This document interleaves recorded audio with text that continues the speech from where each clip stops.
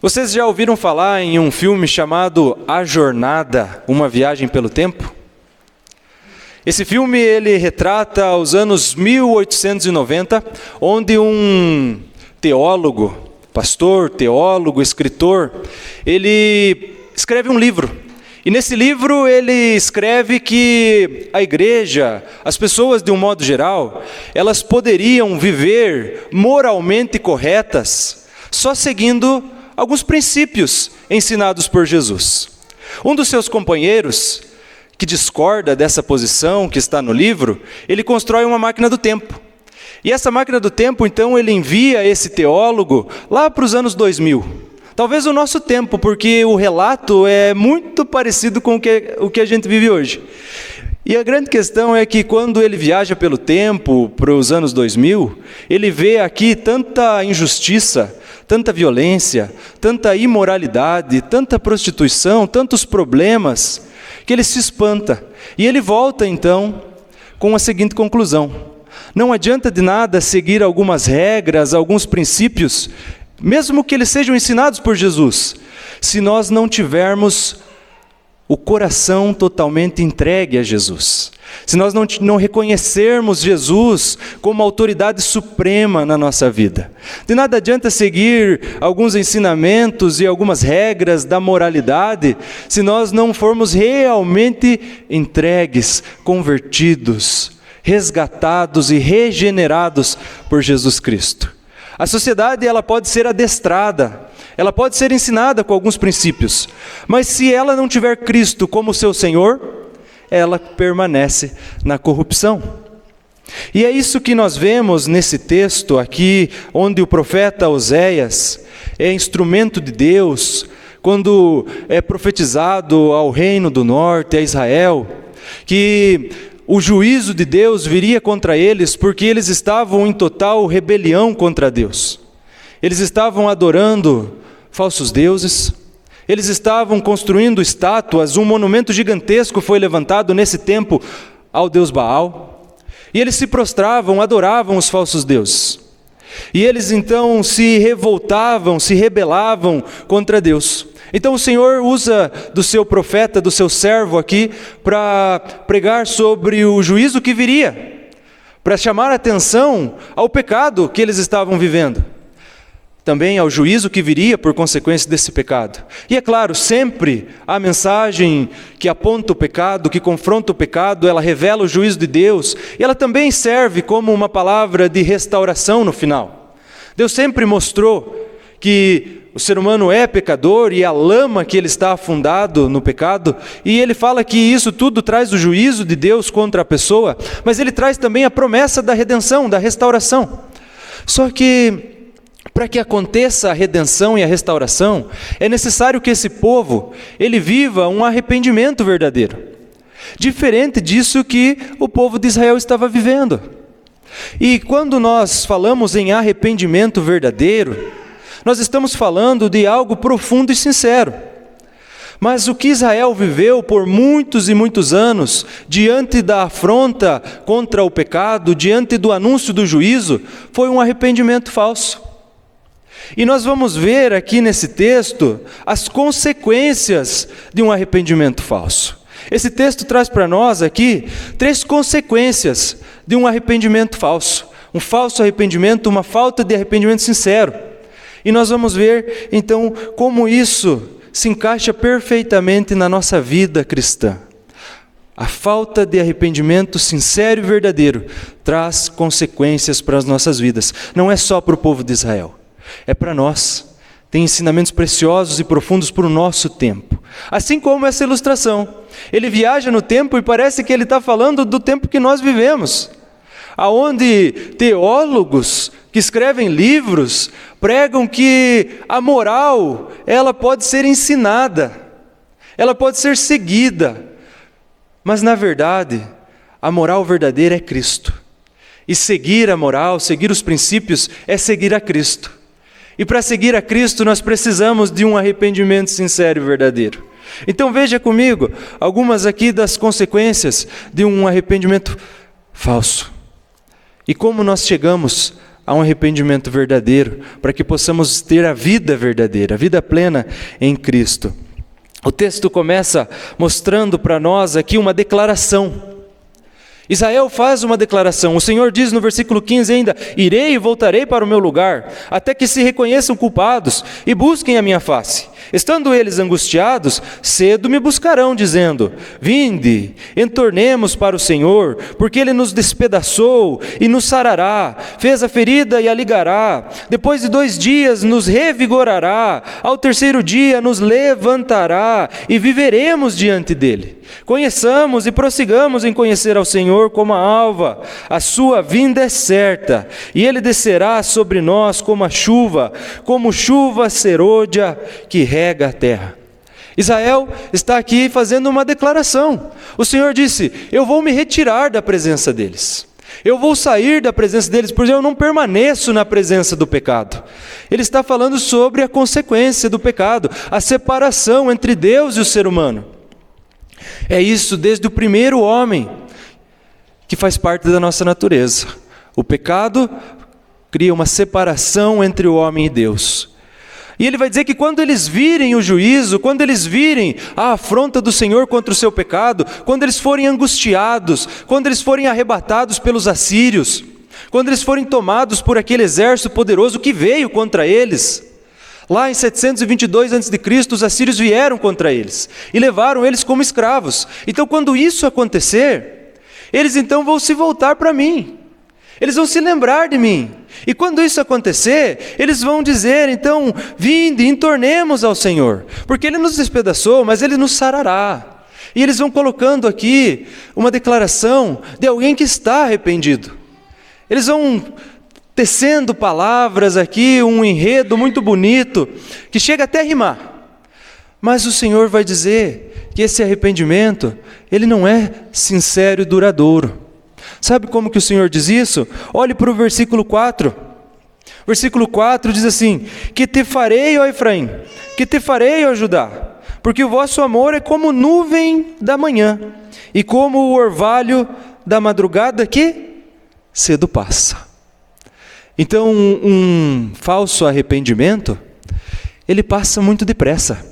E por ele passar muito depressa, nós voltamos às práticas do pecado. Se você fizer uma leitura completa da palavra de Deus, você vai ver que a história de Israel é marcada por altos e baixos. Leia o livro de Juízes, leia o livro dos reis, você vai ver 1, 2 reis bons, 4, 5, 6 reis maus. No tempo dos juízes, um juiz servo de Deus, vários juízes rebeldes e aproveitadores. Então o povo de Israel, ele vivia um tempo de dificuldade, ele se voltava para o Senhor. Ele voltava os seus olhos, ele adorava o Senhor, ele cantava louvores. Mas quando estava tudo bem, eles se desviavam de volta, se esqueciam do Senhor. Adoravam falsos deuses, levantavam grandes imagens a falsos deuses. Então o arrependimento deles passava muito depressa. Ele era mais um remorso do que um arrependimento. Ele era um falso arrependimento. Ele coloca aqui características como a nuvem da manhã, como o orvalho da madrugada. Você sabe, você olha para o orvalho ali, o primeiro raio de sol já seca, já acaba aquele orvalho, já evapora. Então o arrependimento de Israel era como esse orvalho. Enquanto eles estavam sofrendo, eles estavam angustiados, a mão de Deus estava pesando sobre eles, o juízo, quando eles estavam vivendo as consequências do pecado, eles faziam belas declarações, mas não durava muito tempo. Rapidinho, eles se rebelavam contra Deus. Rapidinho, eles se esqueciam de Deus. Nós não somos muito diferentes disso, né? Nós temos palavras bonitas muitas vezes para falar para Deus. Nós temos orações bonitas. Na hora da dificuldade, nós nos dobramos diante da poderosa mão do Senhor. Na hora da aflição, nós voltamos o nosso olhar para Deus, rendemos o nosso coração diante de Deus. Nós fazemos votos com Deus, até promessas para Deus. Mas quando tudo fica bem, quando nós alcançamos aquilo que nós queríamos, Quando o Senhor nos concede vitória sobre aquele problema, sobre aquela situação, sobre aquele processo, sobre aquilo que estava causando angústia, aflição. Quando nós alcançamos o favor de Deus, rapidamente nós nos esquecemos de toda essa promessa, de todos esses votos. Nós nos esquecemos, nós passamos a buscar menos o Senhor. Nós nos dobramos menos diante de Deus. E nós voltamos a levar a nossa vida como nós estávamos acostumados. Alguns momentos de culto público, alguns momentos de oração na semana, alguns momentos de leitura bíblica, e nós estamos achando que está tudo bem, porque nós estamos cumprindo a nossa obrigação de falar com Deus, ler a sua palavra, estar presente na casa dele, e nós vamos levar a nossa vida. E muitas vezes nós voltamos para o mesmo pecado que nós estávamos caindo. Nós sabemos, o pecado ele traz consequências, e as consequências são dolorosas. As consequências trazem prejuízo e dano. E quando nós estamos no meio desse turbilhão, no olho desse furacão das consequências, nós nos ajoelhamos diante de Deus.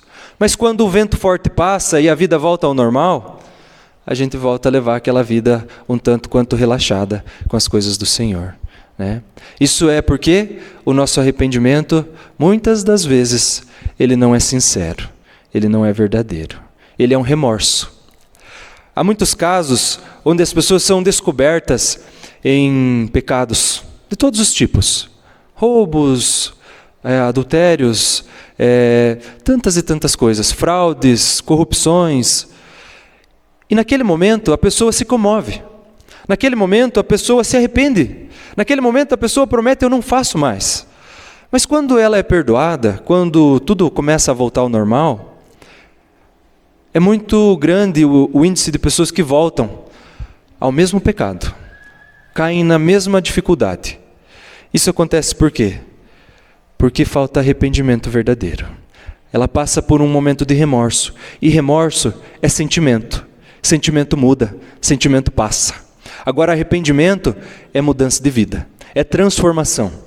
E nós sabemos que o único meio de mudar verdadeiramente de vida, o único modo de ser totalmente e verdadeiramente transformados é através de Cristo.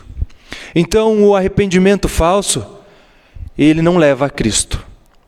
A pessoa se sente mal, ela encontra um jeito de resolver o problema, contornar a situação. Mas o arrependimento verdadeiro faz com que a pessoa se dobre, se prostre, se quebrante diante do Senhor. E assim, então, ela vai compreender que somente Cristo pode mudar a sua vida. Somente Cristo pode restaurar a sua vida. Somente Cristo pode verdadeiramente libertar ela daquele pecado que está causando tanta destruição. Somente Cristo pode trazer o perdão verdadeiro. Somente Cristo pode mudar a atitude daquela pessoa. Ela vai sair de alguém que estava no lamaçal do pecado, afundada nas suas dívidas, afundada na sua imoralidade, afundada na sua violência, e vai ser então alguém restaurado, transformado. Foi para isso que Cristo veio aqui. Foi para isso que Cristo se entregou. Foi para isso que Cristo morreu. Foi para isso que Cristo deu a sua vida, para que nós tivéssemos uma vida nova, uma vida transformada. Nós estávamos em uma conversa agora há pouco, onde nós falávamos sobre João Batista. E no tempo de João Batista, ele teve que encarar muitos dos religiosos. Ele teve que enfrentar muitos fariseus religiosos. E uma das frases de João Batista é: o machado precisa ser colocado na raiz. Não tem como você tapear, não tem como você derrubar os frutos maus para que cresçam frutos bons. O que é necessário então? O machado posto na raiz quer dizer que precisa uma vida nova. Aquela planta que recebeu o machado, que foi cortada na raiz, ela precisa ser eliminada dali para que uma nova planta cresça. Assim é a nossa vida. E só através do verdadeiro arrependimento é que nós reconhecemos que nós precisamos dessa vida nova. Que a vida velha não agrada a Deus. Que a vida velha é manchada, contaminada, influenciada pelo pecado. Mas a vida nova que Cristo tem para nós, essa não. Essa é uma vida nova. Nós somos lavados, regenerados, transformados por Cristo. Vida nova em Cristo. Mas para isso é necessário um arrependimento verdadeiro, para que nós reconheçamos a nossa miséria, para que nós reconheçamos a nossa necessidade de Cristo. Israel muitas vezes fazia declarações assim. No Monte Sinai, eles fizeram isso. Enquanto eles estavam cheios de temor por verem a face de Moisés brilhando, eles disseram: diga o que o Senhor tem para nós e nós cumpriremos, nós faremos. Mas muito depressa, eles se rebelaram contra Deus. Eles fizeram então um bezerro de ouro. E tantos outros ídolos que eles levantaram naquele deserto. Tantas e tantas ofensas contra Deus eles cometeram naquele deserto. Então que o nosso coração, ele experimente o verdadeiro arrependimento. Porque só através do verdadeiro arrependimento, nós podemos então abandonar a velha vida e ter uma nova vida em Cristo. Só através do verdadeiro arrependimento nós reconhecemos que essa vida velha não presta, não serve. E nós buscamos então a Cristo para que nós recebamos uma vida nova, uma vida eterna. Mas o texto segue, e ele diz para nós do versículo 5 em diante: por isso os abati por meio dos profetas, pela palavra da minha boca os matei, e os meus juízos sairão como a luz, pois misericórdia eu quero, e não sacrifícios, e o conhecimento de Deus mais do que os holocaustos. Em segundo lugar, o falso arrependimento, ele cria religiosos e não cristãos. O falso arrependimento cria bons religiosos, porém ele não traz a vida eterna. O texto diz no versículo 6, é misericórdia que eu quero, e não sacrifícios. O que ele diz, o que o Senhor nos diz com misericórdia eu quero?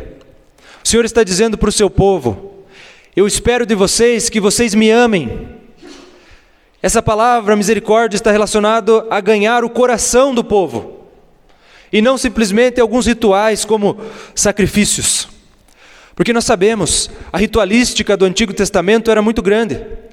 Sacrifícios de muitas formas aconteciam, várias vezes ao ano. Não só sacrifícios de animais, mas outras ofertas ao Senhor eram trazidas. Muitos rituais aconteciam, deveriam acontecer.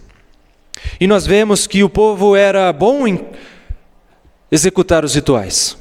E quando eles estavam abatidos, quando eles estavam preocupados, quando eles estavam em aflição, eles derrubavam os postes ídolos, as imagens aos falsos deuses, e sacrificavam ao Deus verdadeiro. Mas o que o Senhor está dizendo é que o sacrifício deles era falso. O sacrifício deles não tinha valor, porque era um sacrifício pelo motivo errado. Era apenas religião, e não era um coração quebrantado, um coração entregue, verdadeiramente entregue ao Senhor. Era cumprir a religiosidade sem amar a Deus, sem amar de verdade, sem se render ao Senhor. Por isso que eles voltavam aos pecados. Por isso que eles tinham um momento onde eles cumpriam as exigências ali da lei, da cerimônia judaica, da religião. Mas eles voltavam e voltavam e voltavam para as práticas do pecado.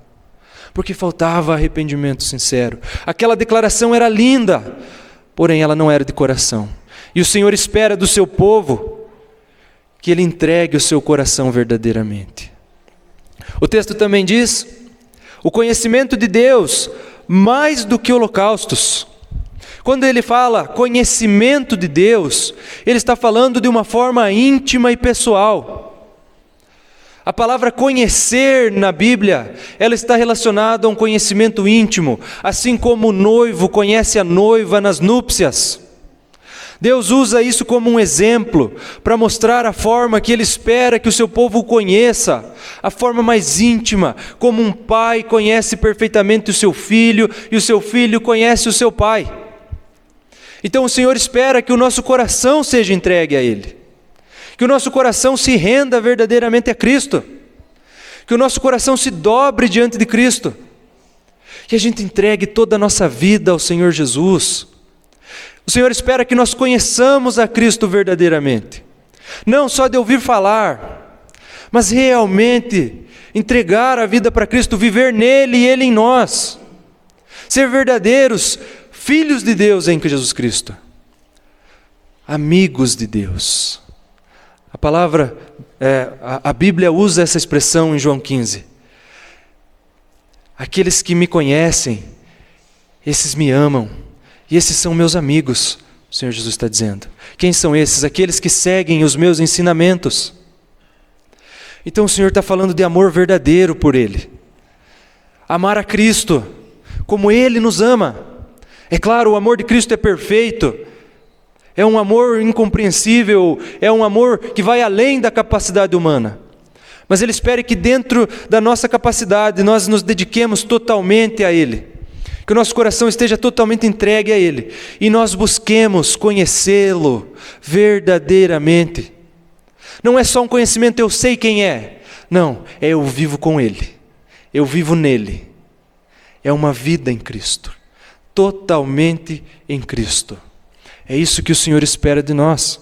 O Senhor não quer religiosos, o Senhor não quer pessoas que cumpram as exigências da religião moderna. O Senhor não quer, como diz aquela música, os modernos fariseus.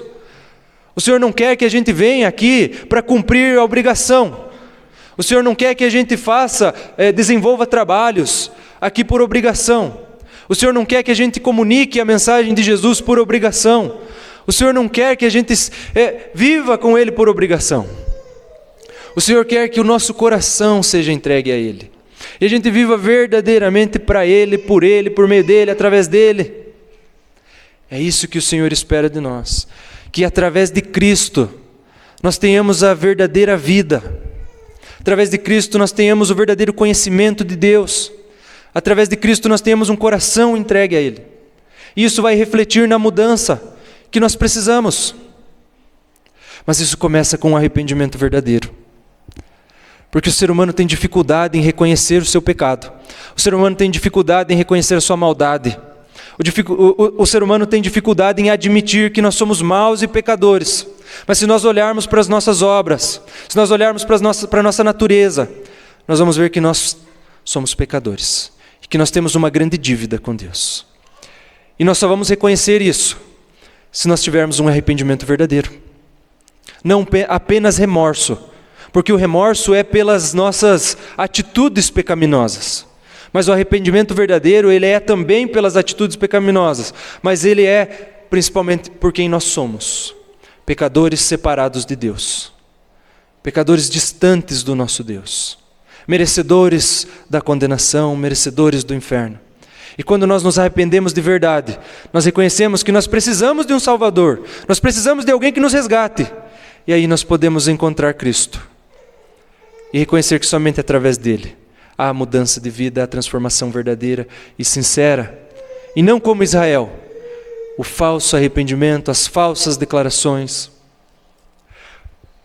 O texto segue, e o versículo 7 ele diz assim: mas eles transgrediram a aliança, como Adão. Eles se portaram aleivosamente contra mim. Gileade é a cidade dos que praticam a injustiça, manchada de sangue, como hordas de salteadores que espreitam alguém. Assim é a companhia dos sacerdotes, pois matam no caminho para Siquém, praticam abominações. Vejo uma coisa horrenda na casa de Israel. Ali está a prostituição de Efraim. Israel está contaminado. Também tu, ó Judá, serás ceifado. Versículo 11, ele usa a palavra será ceifado. E essa palavra, ela está representando algo futuro. Ela está descrevendo o juízo final também. Aqueles que morrerão eternamente. Por que o Senhor está falando sobre isso? Porque esse arrependimento falso, essas declarações falsas que eles faziam aqui, ia refletir na salvação deles, na vida eterna deles. Não só naquele momento de dificuldade, não só em ser resgatado das mãos dos assírios, mas ia refletir na vida eterna ou na condenação eterna.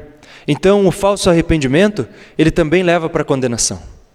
O falso arrependimento leva à condenação, porque se nós não nos arrependemos verdadeiramente, nós continuamos no caminho do pecado. Nós continuamos vivendo em pecado. Nós continuamos na velha natureza do pecado. E não há, então, vida nisso. Então o Senhor chama a atenção deles e Ele faz uma descrição do tamanho da maldade que esse povo estava vivendo, do tamanho das transgressões. E Ele vai falar algo que chama a atenção aqui. Ele fala sobre os profetas, como hordas de salteadores que espreitam alguém. Assim é a companhia dos sacerdotes, pois matam no caminho para Siquém, praticam abominações. Os sacerdotes estavam matando as pessoas. Os sacerdotes estavam, em vez de mediar, fazer a mediação entre o povo e Deus, eles estavam então, por motivos egoístas e horrendos, o Senhor diz, matando as pessoas, como aqueles que espreitam no caminho, de forma injusta, de forma traiçoeira. Eles estavam então fazendo isso tudo. Então a corrupção tomou conta desse povo, assim como a corrupção toma conta do ser humano. Por isso é tão necessário um arrependimento verdadeiro e sincero, porque a maldade do ser humano, ela pode chegar a isso. Houve um tempo em Israel onde eles sacrificavam os próprios filhos a um deus chamado Moloque, para que a gente compreenda aonde o ser humano pode chegar. Nós vivemos em um tempo onde as pessoas, elas facilmente colocam palavras para fora, facilmente elas falam, e elas se colocam na posição de guiar outras pessoas, seja como líderes espirituais, seja como coaches, seja como líderes de grupo de alguma forma. Mas eles não compreendem o peso disso. Eles estavam, nesse tempo aqui, conduzindo um povo inteiro à perdição. Hoje não é diferente. Muitas pessoas conduzem o povo ou as multidões à perdição. E as pessoas estão caminhando para a perdição achando que está tudo bem, achando que não tem mal nenhum, achando que não tem problema nisso, achando que eles estão no caminho certo.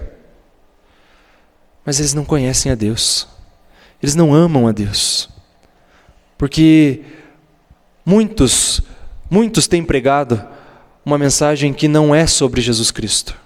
Muitos têm pregado uma mensagem que não é sobre a salvação verdadeira, porque não está debaixo da graça de Deus, não está centrada no Evangelho, não está centrada em Cristo.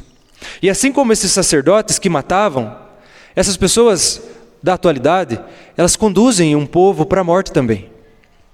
Elas conduzem um povo para a morte, para a perdição. O Senhor diz, por isso, então Israel será ceifada. Então, por seguir falsos mestres, falsos ensinos que não levam a Cristo, muitos estão sendo ceifados, porque não são conduzidos ao verdadeiro arrependimento. E se não tem verdadeiro arrependimento, a pessoa não reconhece que precisa de Jesus. E se ela não reconhece que precisa de Jesus, ela não se entrega a Ele. E se ela não se entrega a Ele, ela não viverá eternamente, ela morrerá eternamente. Esse é o grande problema. Isso reflete diretamente na salvação das pessoas, na vida eterna. Então a condenação, o juízo de Deus, ele virá sobre todos aqueles que não estão em Cristo. Aqueles que estão em Cristo são novas criaturas e já receberam o perdão e já receberam uma vida nova, porque Cristo recebeu o juízo que seria para nós. Cristo recebeu a condenação que seria para nós. Então nós precisamos reconhecer a nossa maldade, a malignidade do nosso pecado. E nós temos a tendência de achar que está tudo bem. Nós temos a tendência de nós não temos noção do quão trágico é o pecado. E assim nós não corremos para Cristo. Assim nós não nos entregamos a Ele. E nós ficamos com declarações falsas como essas que Israel fez. Nós ficamos com cânticos, louvores lindos. Essa declaração de Israel era linda no começo do capítulo, mas não era de coração, não era sincera, não era verdadeira. O Senhor mesmo disse, não é sincero, não é verdadeiro, porque rapidamente passa. Então, nós temos vários exemplos que descrevem muito bem isso. E um que me chama a atenção até hoje, desde o início da minha caminhada cristã, eu penso sobre isso, sobre uma família que eu conheci, e eles tiveram uma influência para me convencer, de certa forma, a entrar em uma igreja. E naquela época eles estavam muito dedicados a levar pessoas para a igreja. E eu sinto muito, porque hoje eles não estão na igreja. Mas naquele momento eles estavam muito dedicados a fazer essa obra de levar pessoas para a igreja, para que lá as pessoas fossem evangelizadas. E eles estavam muito dedicados ao trabalho da igreja. Eles estavam muito dedicados ao assistencialismo às pessoas, mas é porque eles estavam passando por um momento de muitos problemas em casa. O casamento não ia bem, tinham problemas com os filhos, muitas dívidas.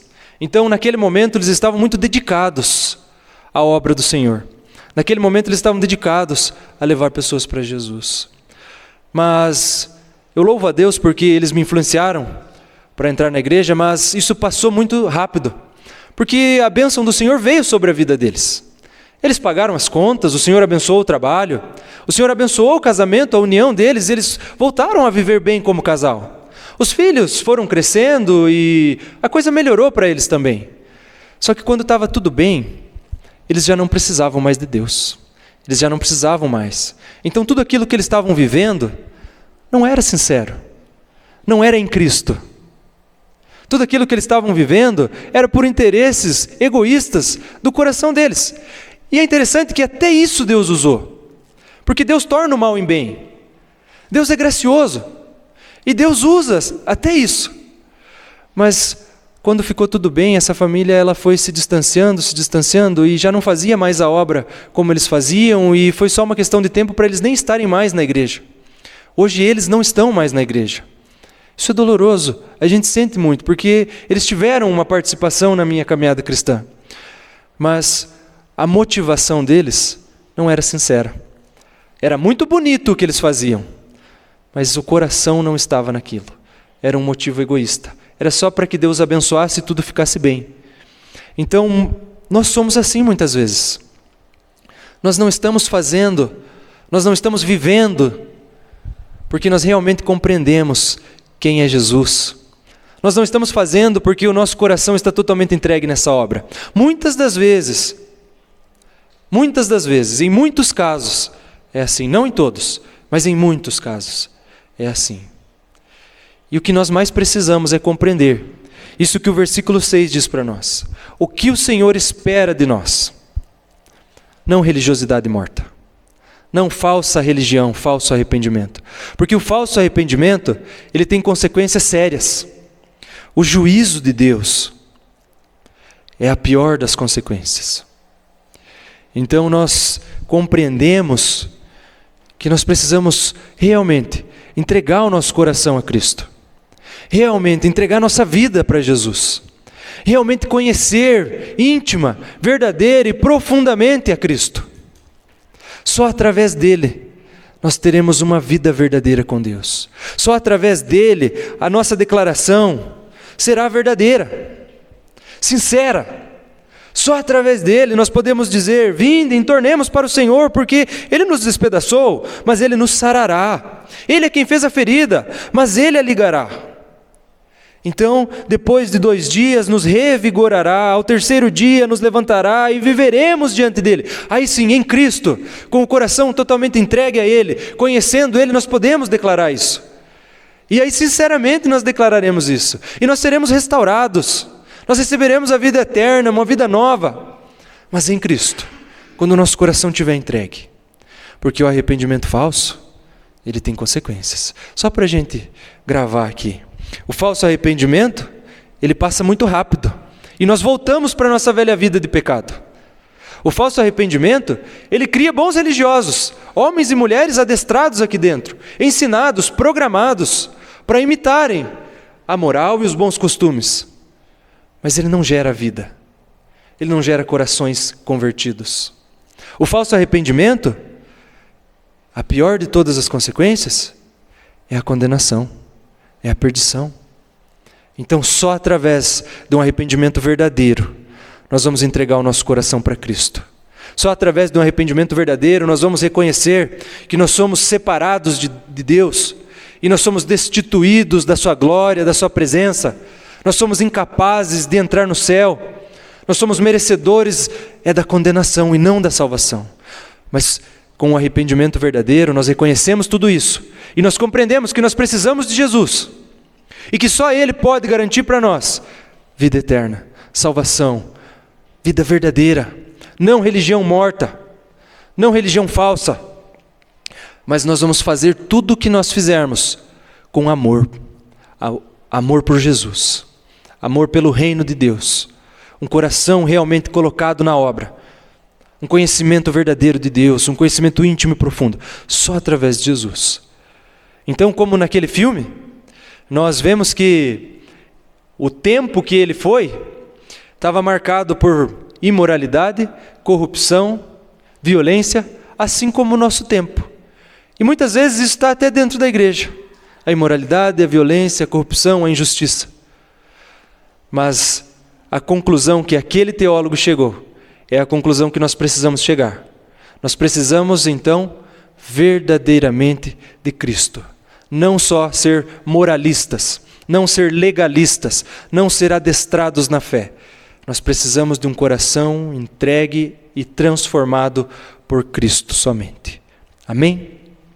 Vamos orar? Santo Deus, louvado seja o Senhor pela Tua palavra. Louvado seja o Senhor porque nós podemos receber esse chamado, Pai, ao arrependimento.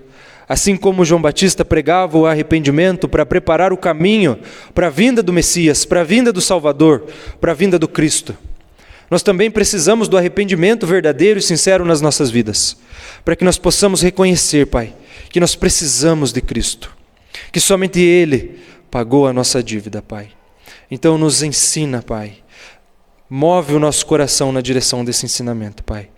Quebra o nosso coração, Pai, para que nós possamos verdadeiramente nos arrepender do nosso pecado e das atitudes pecaminosas que vêm da nossa natureza, Pai. Quebra o nosso coração para que nós possamos nos render diante do Senhor, Pai. Que nós possamos nos entregar ao Senhor. E que nós possamos olhar para Cristo, manter o olhar fixo no Senhor Jesus, manter a nossa concentração, a nossa mente ligada a Cristo o tempo todo, Pai. Que nós possamos nos render verdadeiramente ao Senhor, Pai. Que nós possamos nos ajoelhar diante do Senhor, Pai. Pai, que a Tua bênção venha sobre cada um que está aqui. Que a Tua bênção venha sobre a vida das mães, Pai, dessa comunidade, dessa igreja, Senhor. Essas mães que têm se dedicado ao cuidado dos seus filhos, muitas vezes um cuidado trabalhoso, um cuidado que exige abnegação, que exige sacrifício. Então eu peço, Pai, que a Tua bênção venha sobre cada uma delas, Pai. Que o Senhor dê força, que o Senhor dê o amparo necessário, que o Senhor dê sabedoria, que o Senhor dê coragem para que elas possam encarar esse mundo para ensinar os seus filhos no caminho do Senhor, Pai. E que nós como homens, pais, nós possamos fortalecer os nossos lares para que as mães e os filhos sejam blindados contra os ataques de Satanás, Pai. Que nós possamos conduzir a nossa família no caminho do Senhor, na palavra do Senhor, uma vida totalmente ligada a Cristo, Pai. Então abençoa o Teu povo nessa noite, Pai. Abençoa a semana que se inicia. Abençoa o trabalho de cada um aqui, Pai. E que nós possamos todos os dias, Pai, buscar ao Senhor, buscar o Teu reino, enquanto o Senhor vai acrescentando as demais coisas, Pai. Isso tudo nós oramos no santo nome de Jesus Cristo. Amém. Amém?